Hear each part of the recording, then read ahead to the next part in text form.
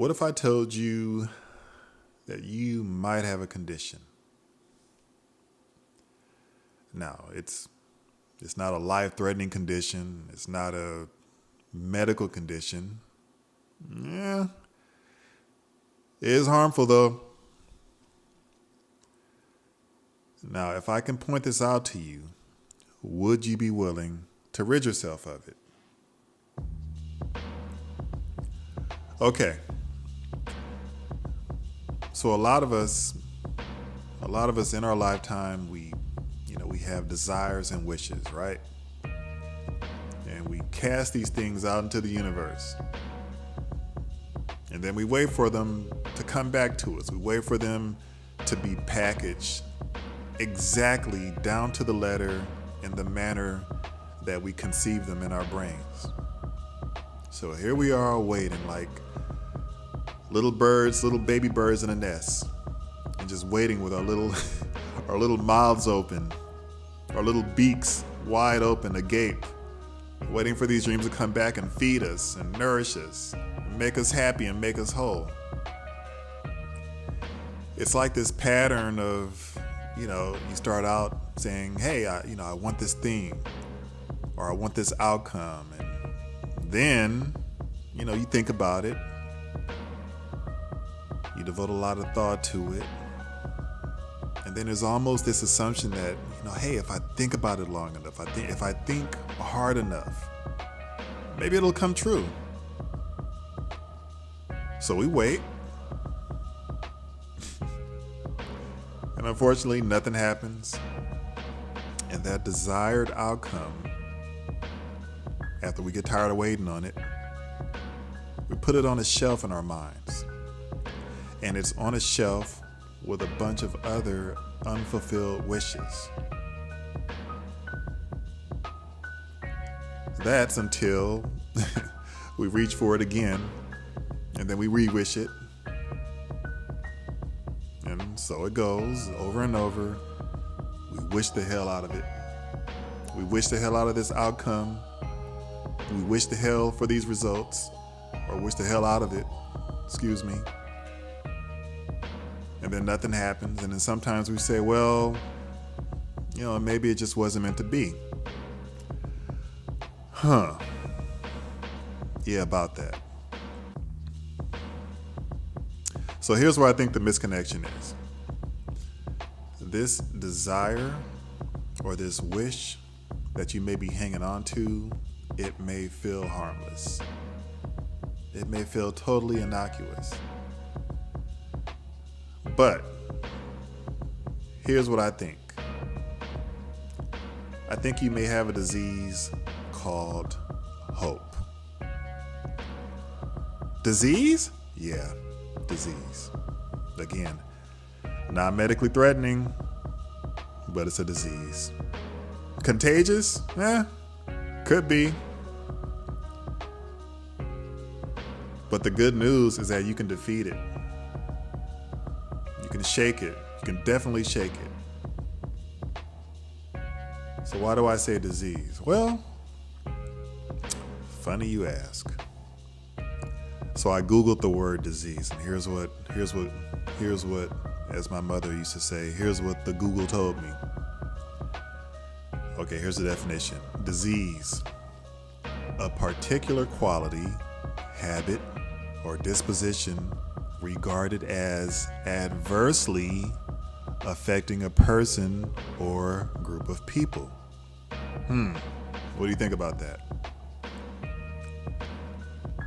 Still think I'm an asshole, or does this kind of ring true?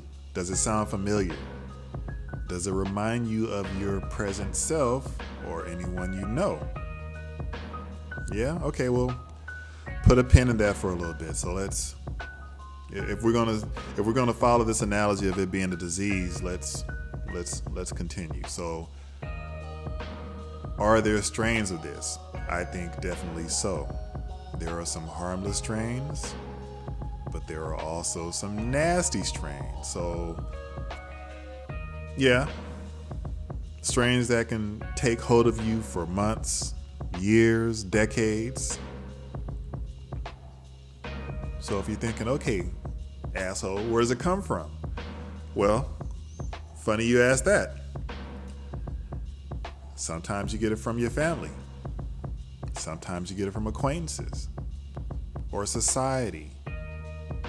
Or you just got it from yourself. This is a growth that came from you sometimes. I'm guilty of it. I'm not excluded. So let's try to break it down into different types. So here's the least harmful type. Let's call it type 1. So type 1, I think, is like the goofy kind of hope. Goofy, harmless.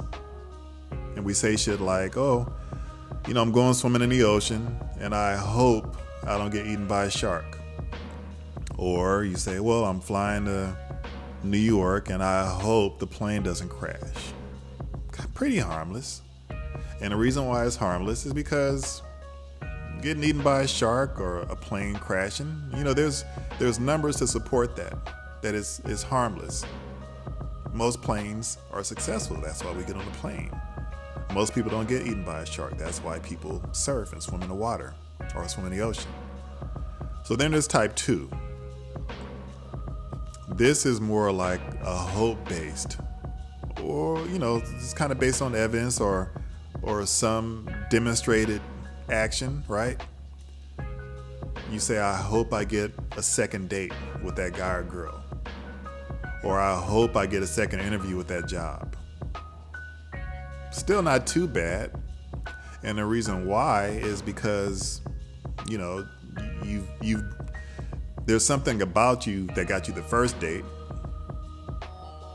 And there's something about you. You must have some kind of credentials for this particular job where you got the interview. So it's not that harmless. Okay, so let's move along. Here's the most harmful strain, in my opinion. All right. This is a damaging strain. This is the hope where you desire a very specific circumstance, but there's no tangible evidence it will or should come true. Nor is there any activity happening that will logically lead you to that outcome. One example's all right. I'll throw out a few. I hope this person gets off of drugs. Or I hope this person shakes his or her alcohol problem. I hope some money comes in my future and rescues me from this debt. I hope my home doesn't get destroyed by this storm or tornado or whatever. Okay, disclaimer, I fucking hate the word hope. I've grown to dislike the word.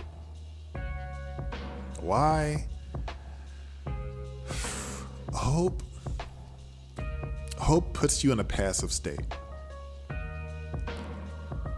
And if you're not careful, you wait for outcomes, and meanwhile, you're doing little to nothing to make this desired result or this wish come true. It puts you in a powerless and passive state, and it fucking stinks. It tips the power away from you and into the unknown, whatever that means.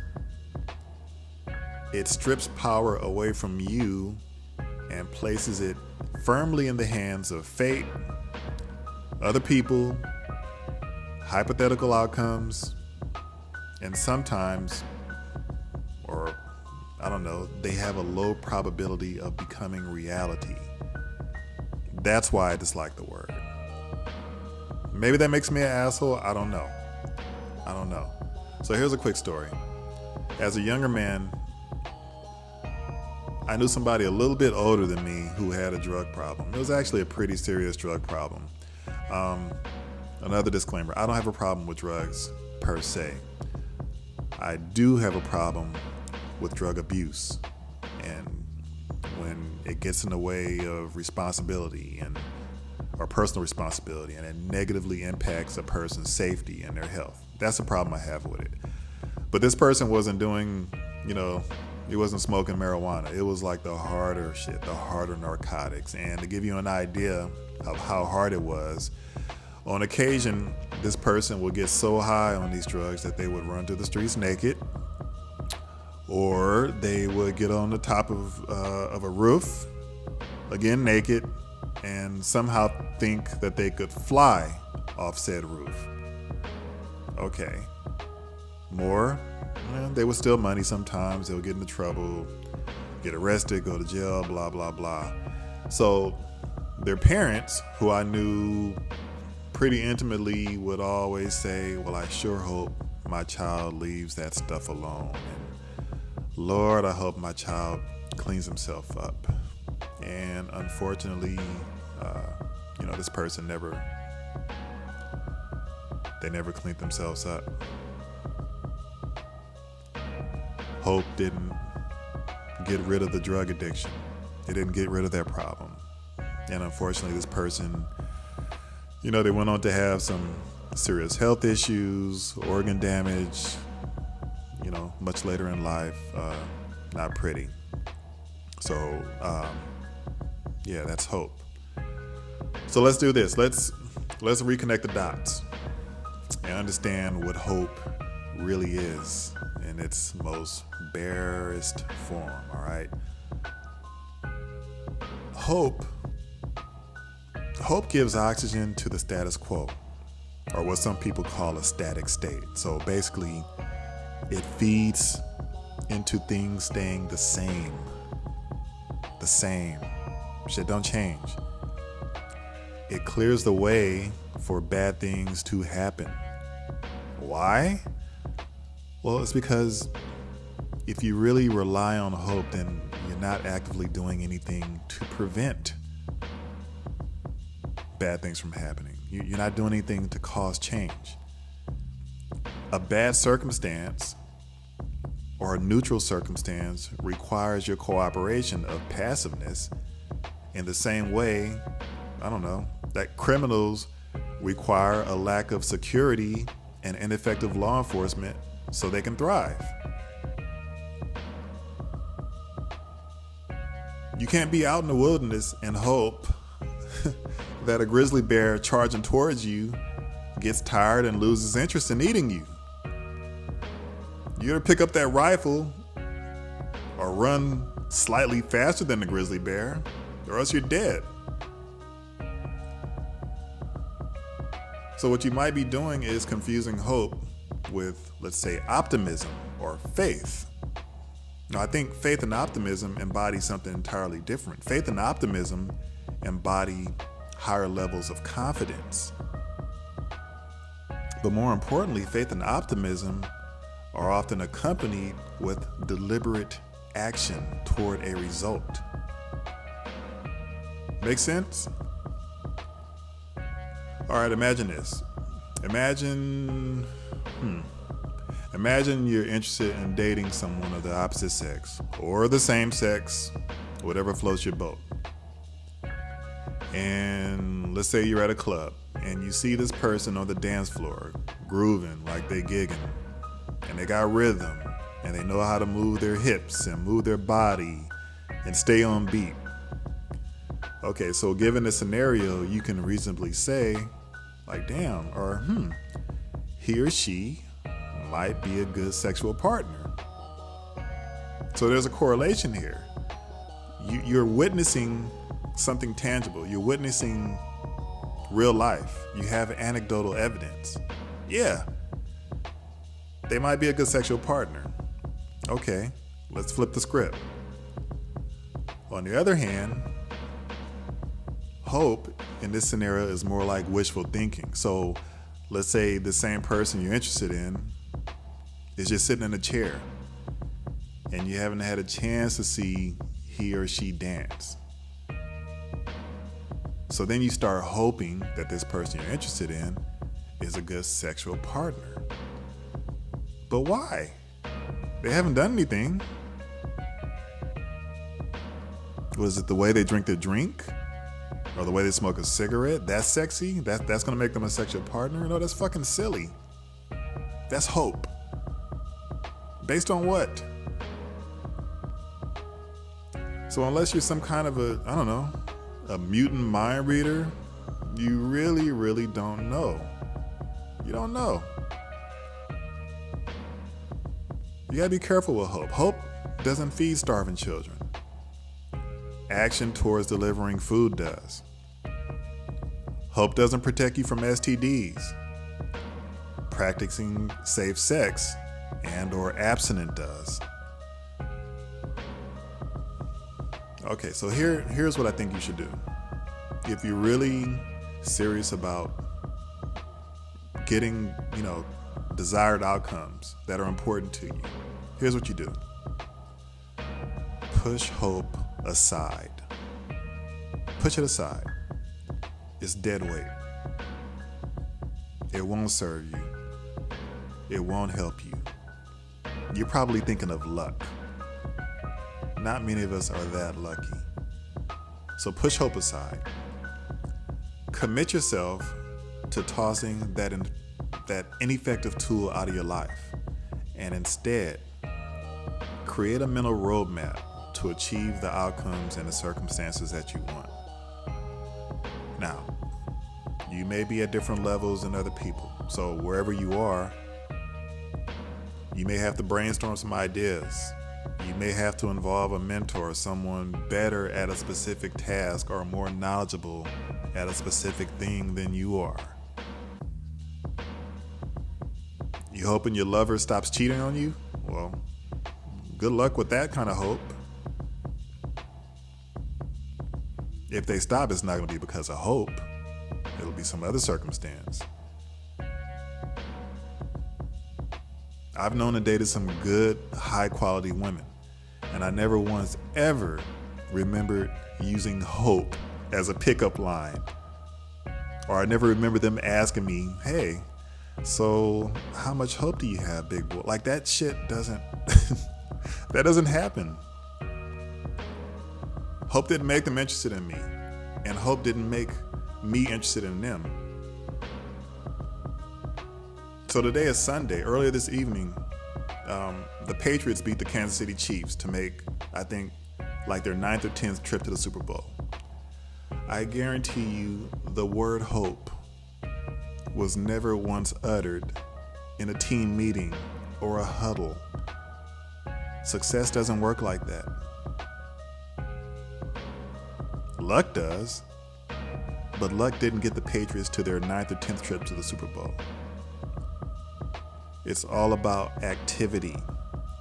Activity is the shit that you do that will dictate success. All right? You looking for a quality mate? Work on the shit that makes you more attractive. Hope won't get you there. You want to live longer? Well,